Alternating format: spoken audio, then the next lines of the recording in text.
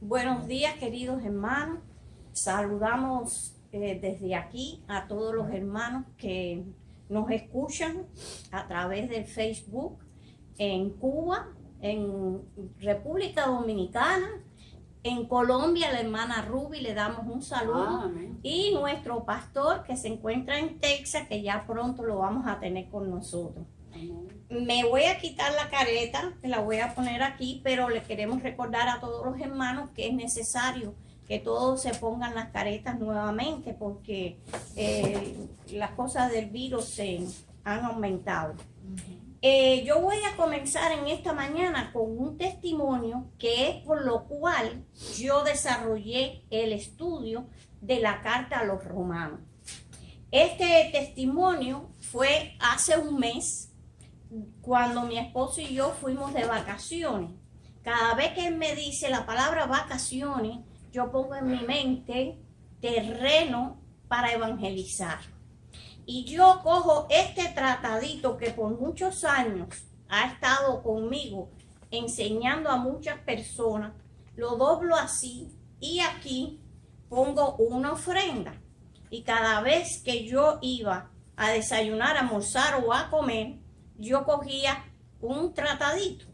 Y cuando se lo di a la primera muchacha, yo le dije, mira, aquí tienes una ofrenda de amor y quiero que leas el tratadito antes que lo botes o lo tires por ahí.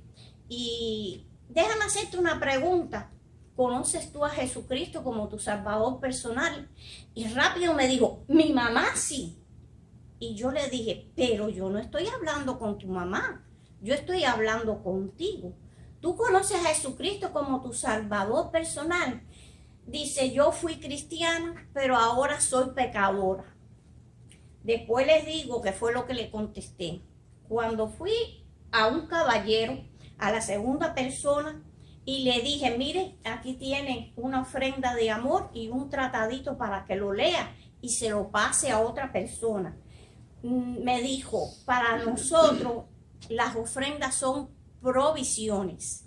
Y yo le dije, qué bueno de aprender el concepto este. Pero ¿conoce usted a Jesucristo como su Salvador personal? Y él me dijo, yo fui evangelista de las calles, pero ahora estoy en pecado. Segunda respuesta. La tercera persona, que era la muchacha que hacía los cuartos, yo hice el mismo trabajo y cuando le pregunto, ¿conoces tú a Jesucristo como tu Salvador personal? Me dijo, yo fui cristiana, pero ahora estoy en pecado. Entonces, como con ella tenía más tiempo, con los otros los vigilé para poder hablar, pero a ella yo le dije, ¿por qué tú me dices que tú eras creyente, que tú aceptaste a Jesucristo y ahora tú estás en pecado? Dice, porque yo tuve que escoger entre la iglesia y mantener mi familia. Como nosotros estamos aquí 12 días a la semana y nada más que salimos 3, pues yo no me puedo congregar. Y al no ir a la iglesia estamos en pecado. Y yo dije, la respuesta que les dije a ellos la vamos a encontrar en el estudio que yo traigo hoy. ¿Por qué? Porque Pablo fue el que me enseñó a contestarles a ellos. Entonces, el título que le puse es la obra maestra en la gracia del apóstol Pablo. Y es el libro de los Romanos. Entonces, nos habla un poquito del autor que fue Pablo. Fíjense, Pablo primero era Saulo de Tarso. Y eso en hebreo quería decir llamado de Dios. Y como romano, después en latín, él se llamó Pablo, eso quería decir pequeño. Y a mí me trajo eso a pensar y busqué y tanto di en que él siendo el apóstol más grande, el apóstol que tuvo revelación directa de Dios, él siempre se sintió comparado a Jesús pequeño. La fecha en que escribió esta carta de los romanos. La mayoría de los eruditos creen que Pablo lo escribió cerca del año 57 después de Cristo. Y lo hizo durante su estadía de 3 meses en Corintio. Y para eso quiero que busquen en la Biblia y lo vamos a leer. Primera de Corintios, capítulo 16 y versos 5 y 7. Me dicen amén cuando ustedes lo tengan.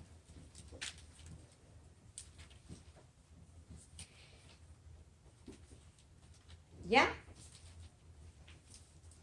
1:16. Capítulo 16, verso 5 al 7. Dice, el itinerario de Pablo. Quiere decir que era lo que él iba a hacer. Dice, iré a vosotros cuando haya pasado por Macedonia, pues por Macedonia tengo que pasar. El 6 dice, y podrá ser que me quede con vosotros o aún pase el invierno, para que vosotros me encaminéis a donde haya de ir. Y 7, porque no quiero verlos ahora de paso, pues espero estar con vosotros algún tiempo, si el Señor me lo permite. ¿Por qué le traje este verso en Corintios? Para traerle a su conocimiento que todas las cartas de Pablo, cuando él escribía en Romano, apoyaba algo en Corintio, si no lo apoyaba en Gálatas, sino en Efesios. Yo no voy a leer de otros libros de él para poder traerle la enseñanza de hoy, pero aquí vemos de que él estaba planificando ya de antemano la ida a Roma.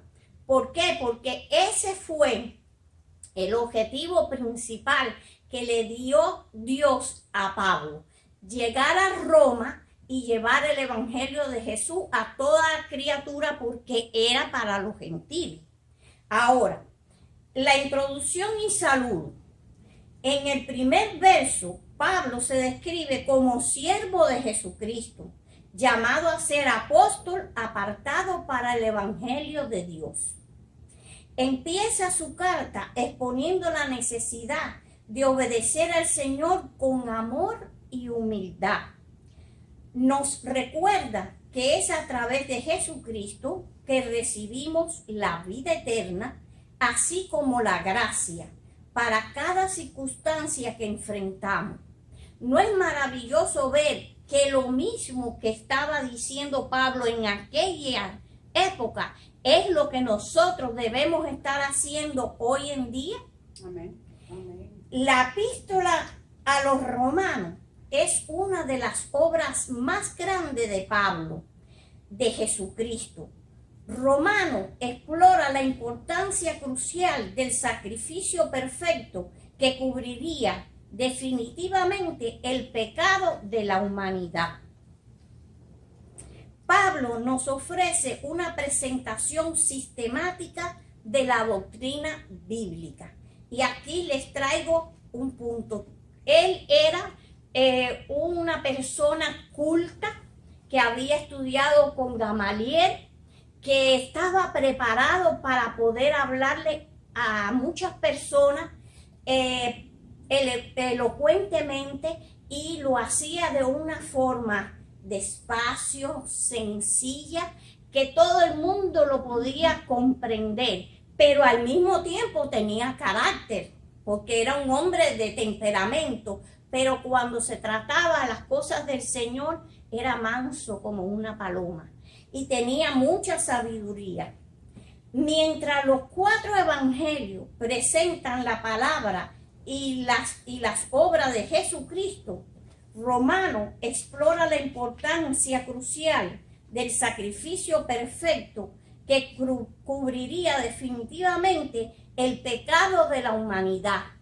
Él lo exponía claramente, que solamente a través de Jesucristo nosotros podíamos ser salvos.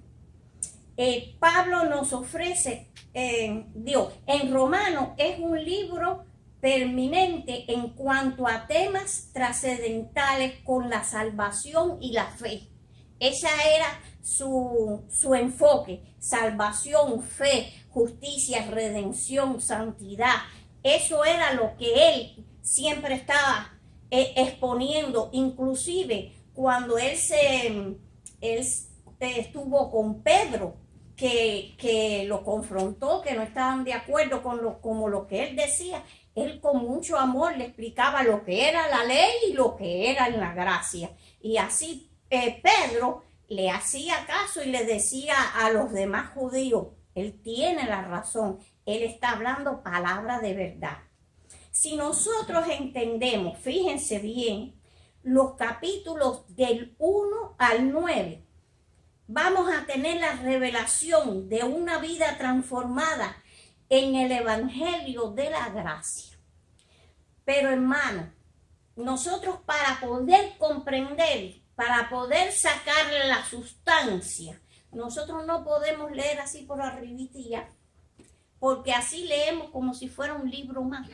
Tenemos que ponernos, y aquí me lleva al otro verso y me dicen dónde está más allá, y así es como podemos entender lo que la persona o el libro o el escritor nos quiere decir. En Primera de Romanos, verso 5, dice: y por quien recibimos la gracia y el apostolado para la obediencia a la fe en todas las naciones por amor de su nombre. ¿Quién estaba hablando aquí? Estaba hablando el apóstol Pablo. ¿Y a quién se estaba refiriendo? Al evangelio que le había dado Jesucristo. Fíjense bien, él siempre estaba hablando de Jesús y en ningún momento se glorificaba él mismo. Su mensaje era fuerte. Después hace una oración de gratitud. En el capítulo 1 y verso 8 dice él esta oración: primeramente doy gracias a mi Dios mediante Jesucristo, con respecto a todos ellos, que vuestra fe sea divulgada por todo el mundo. Es más, en este libro expresa la diferencia entre el Antiguo y el Nuevo Testamento, que no es meramente una hojita en blanco. Se trata de los pactos y las dispensaciones. Aquí les voy a aclarar algo para que ustedes puedan darse cuenta de lo que estoy diciendo. Se dice que la carta de los romanos la pusieron como primera, pero sin embargo fue la última que Pablo escribió. La pusieron al principio porque es la más larga, pero él tenía más sabiduría, más conocimiento, porque la práctica hace al monje. Ya él había pasado por tantas cosas que por eso podía escribir de la manera que hizo, porque estaba hablando de sus propias experiencias. Así que vamos a ver qué más dice acá. Como nunca había podido visitarlos, les comunica el deseo de conocerlos, porque la iglesia de Roma ya era conocida ampliamente, pero él no había podido llegar allá. Ese fue la cosa final de él. Pablo estaba ansioso por ministrarle a los cristianos allí, de modo que fueran fortalecidos y bendecidos mutuamente, porque ellos eran romanos y eran gentiles.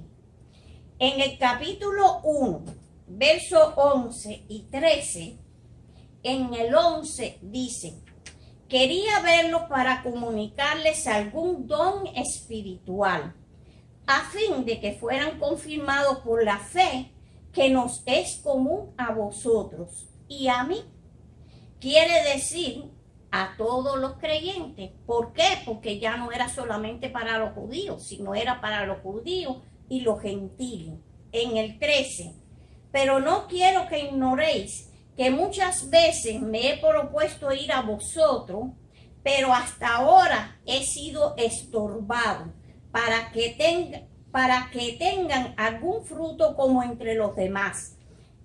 Fíjense, en este día nosotros estábamos esperando al hermano Lester para que grabara y sin embargo no llegó y hemos tenido que improvisar.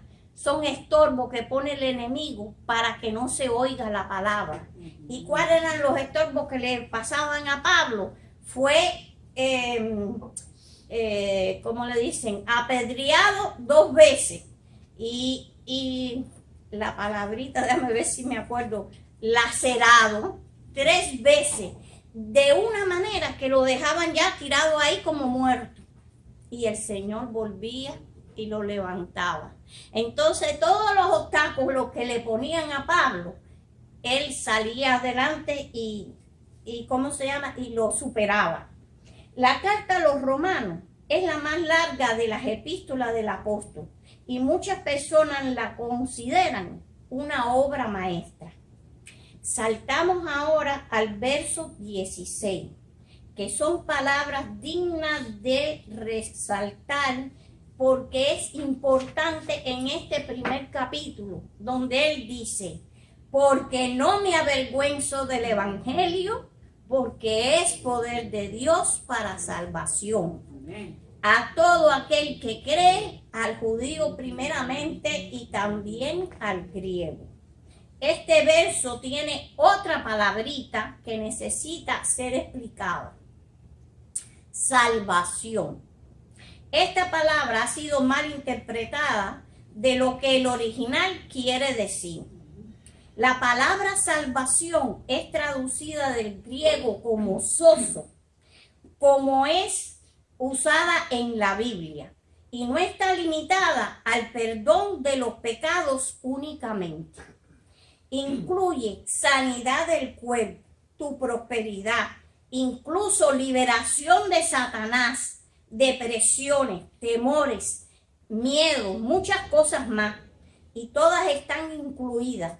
Aunque es triste que en las iglesias se nos diga solo salvación de pecado.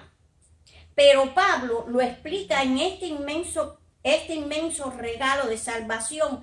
Es para perdonar los pecados, pero también para sanarnos, para prosperarnos, para darnos gozo, paz, redención, santificación, justificación, etcétera. Todo lo que Dios quiere para nosotros, eso es lo que quiere decir salvación. Uno pasa de estar muerto al mundo y venimos a ser reconciliados con Dios. En este libro contiene muchas verdades vitales que resultan esenciales para un correcto entendimiento del cristianismo. Todavía hay personas que aplican la palabra evangelio incorrectamente. Pastores que gritan desde el púlpito, si no te arrepientes te vas al infierno. Y es verdad que existe el cielo y el infierno. Sí, si no aceptas a Jesucristo como tu Salvador, se pierden. Pero no pueden usar la palabra evangelio para imponer miedo, condenación, como lo están haciendo en República Dominicana. Porque eso no fue lo que enseñó Pablo. Cuando yo hablé con cada uno de ellos, yo le dije, les voy a poner un solo ejemplo. Cuando una madre pare y da a luz hijos, esos hijos, si son malos, sin vergüenza y se van, dejan de ser hijos. Me dijo, no. Dígole, pues eso mismo es lo que te pasa con Dios. Ya tú eres hija o hijo de Dios y Él no te va a desamparar. Él no te va a dejar solo porque Él sabe que estás aquí y no estás haciendo una cosa indebida. Estás buscando el sustento para tus hijos. La oración que yo hice para ellos fue reconciliación. Pidiéndole perdón a Dios por haberlos apartado del amor de Él. Yo le dije a ella, cuando ustedes vengan a trabajar por el camino que ustedes vienen, lo que tienen que hacer es dándole gracias a Dios por ese día. Y cuando se van, denle gracias a Dios porque les dio la fuerza para trabajar. Y dice, eso lo hago. Y le dije, ¿y eso no es comunión con Dios? Lo que pasa, ay hermana, que si no vamos a la iglesia, aquí estamos en pecado. Dígole, bueno, tendría que quedarme más tiempo yo aquí para hablar con todos ellos, como hablaba el apóstol Pablo, y decirle que eso no es así. Amén. Ok, vamos a seguir acá. Repito, el que no entiende o no conoce el libro de Romanos luchará tremendamente para comprender lo que significa en verdad tener una nueva vida en Cristo. Y probablemente no podrá disfrutar gran parte de la vida de bendición que Dios tiene para su pueblo y para sus hijos. Porque una cosa es el pueblo, que son los judíos, y otros los hijos, que somos todos los que hemos recibido a Cristo. Amén, amén, amén.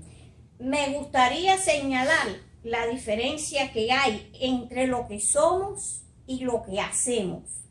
En esta carta de Romanos trata precisamente ese tema claro y detenidamente. Pablo entendía muy bien que lo que hacemos está separado de lo que somos. Él enseña que una vez que entendemos quiénes somos en Cristo Jesús, nuestro comportamiento y nuestro hacer va a cambiar. ¿Por qué? Porque es que somos nuevas criaturas. El casete viejo de muerte se fue. ¿Y de qué manera nosotros vamos a vivir haciendo cosas buenas? No es porque nosotros seamos buenos, sino porque el Espíritu Santo de Dios es el que viene a morar a nosotros y es el que nos disciplina y nos corrige, pero no para mal, sino para el bien. Pero trata de modificar nuestro comportamiento por nosotros mismos, nunca resultará. Él sabe que nuestra transformación de nuestro hacer es producto cuando entendemos quiénes somos desde la perspectiva de Dios y no la nuestra.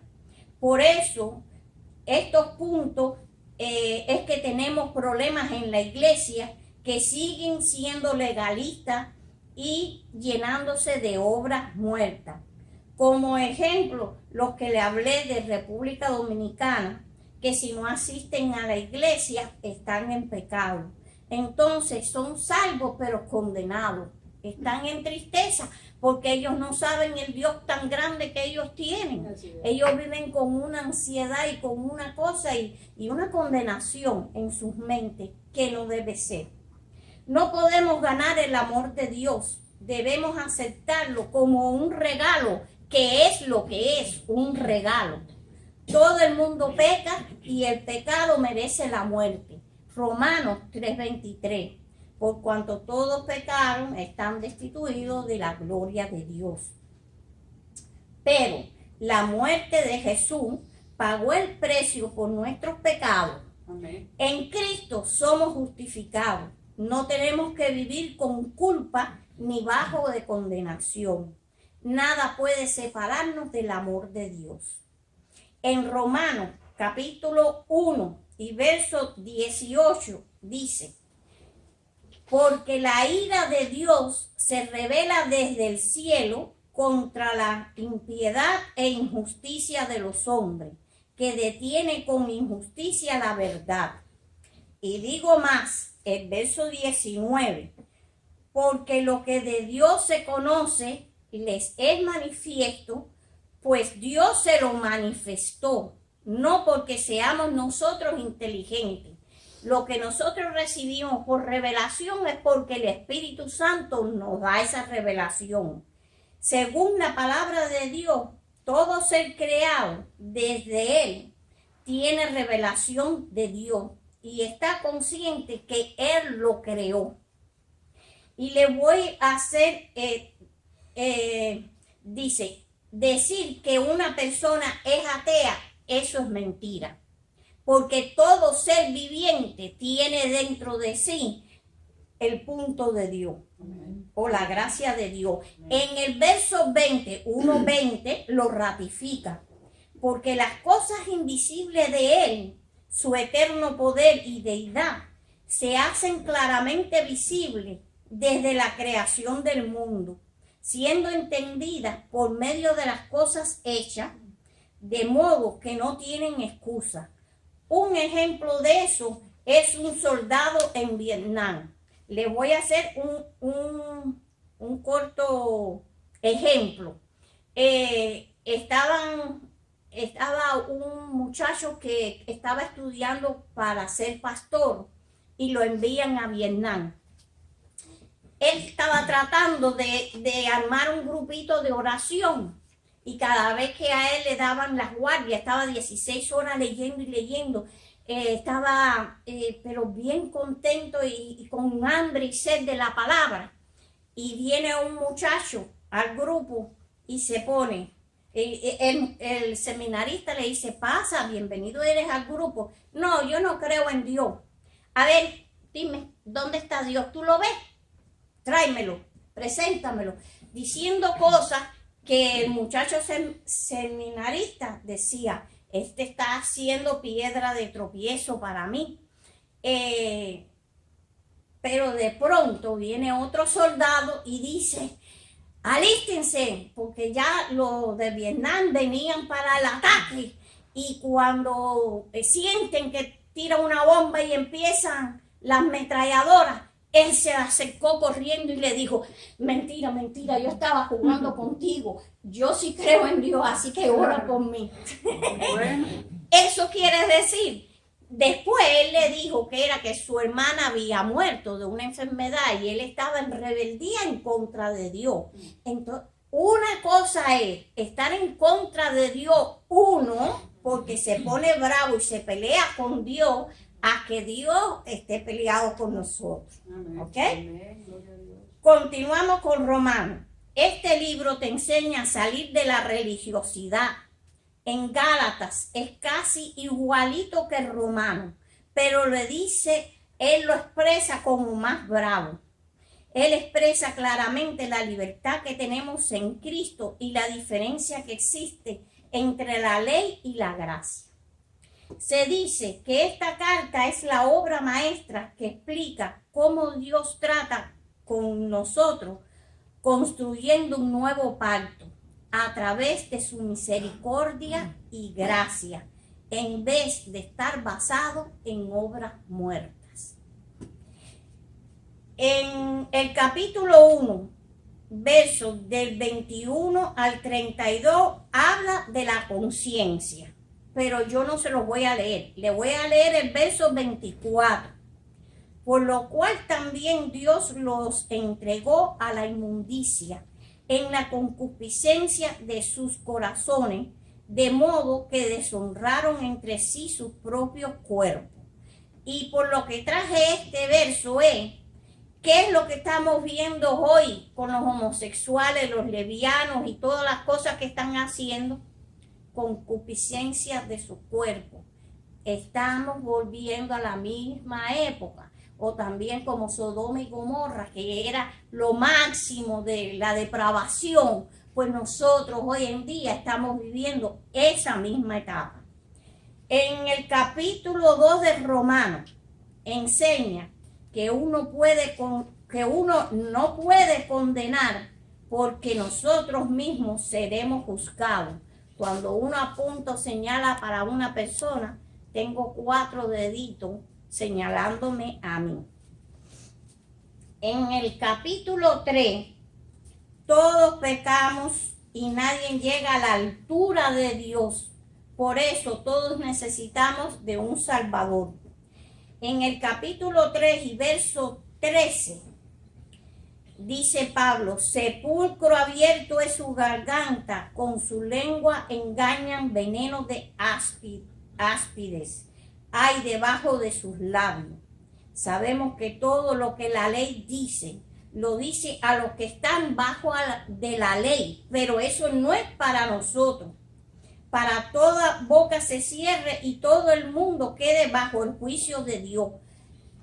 Esto no es para nosotros, aunque nos lo quieren aplicar. Cuando nosotros hablamos firmemente de la gracia y de la palabra de Dios correcta, se creen que los que estamos equivocados somos nosotros. Y nos están condenando porque no estamos cumpliendo la ley. Eso era una advertencia del apóstol Pablo. En Gálatas capítulo 1, y les voy a leer el verso 8 y el 9 para que ustedes vean cómo él habla rudamente. Dice, mas si aún uno de nosotros o un ángel del cielo os anunciare otro evangelio diferente del que hemos anunciado, sea anatema. En el 9, como antes hemos dicho, también ahora lo repito. Si alguno predica diferente evangelio del que habéis recibido, sea anatema. El término anatema debe entenderse como alguien que está maldito y que debe estar fuera de la iglesia. Si viene una persona a predicar el evangelio que no es el que nosotros estamos acostumbrados, tenemos la autoridad de decirle fuera, no vengas aquí a confundir a los hermanos. Voy a saltar el verso, vamos al capítulo 4.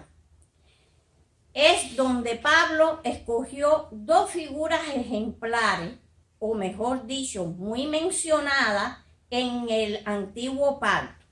Se trata de Abraham y David, que no eran perfectos para nada, pero tenían fe y creían en Dios. Por decir algo, Abraham mintió 2 veces por la belleza de Sara y David mató al esposo de Betsabé. Así que ellos no eran perfectos, pero sí ellos tenían fe delante de los ojos de Dios. En el Romanos capítulo 4 y verso 3 dijo, creyó Abraham a Dios y le fue contado por justicia. Vamos al capítulo 5:1. Dice, justificado pues por la fe, tenemos paz para con Dios, por medio de nuestro Señor Jesucristo. Es un fruto de nuestra unidad con Él. Antes éramos enemigos suyos, hostiles a Él, a causa de nuestros pecados. Pero en la cruz Jesús nos justificó y ahora podemos decirle, Abba Padre. Amén. Amén. Amén. Aleluya. Si están aprendiendo Gloria algo, a Dios. díganme Bendito algo. Jesús. Gloria a Dios. Déjame tomar un poquito de agua porque la garganta se me seca. Amén. Señor es grande. Si tú ves la gloria de Dios, te das cuenta que nos quedamos corticos en la fe. Isaías, capítulo 64 y verso 6 dice, nuestra justicia es como trapo de inmundicia. Quiere decir que de justo no tenemos nada. Pero ¿por qué yo puse este verso? Lo puse aquí para decirle en dónde se encuentra el verso de Isaías 64:6. Dígame alguien, ¿en dónde se encuentra? En el viejo pacto. En el viejo pacto. Había muerto Jesucristo por nosotros cuando Él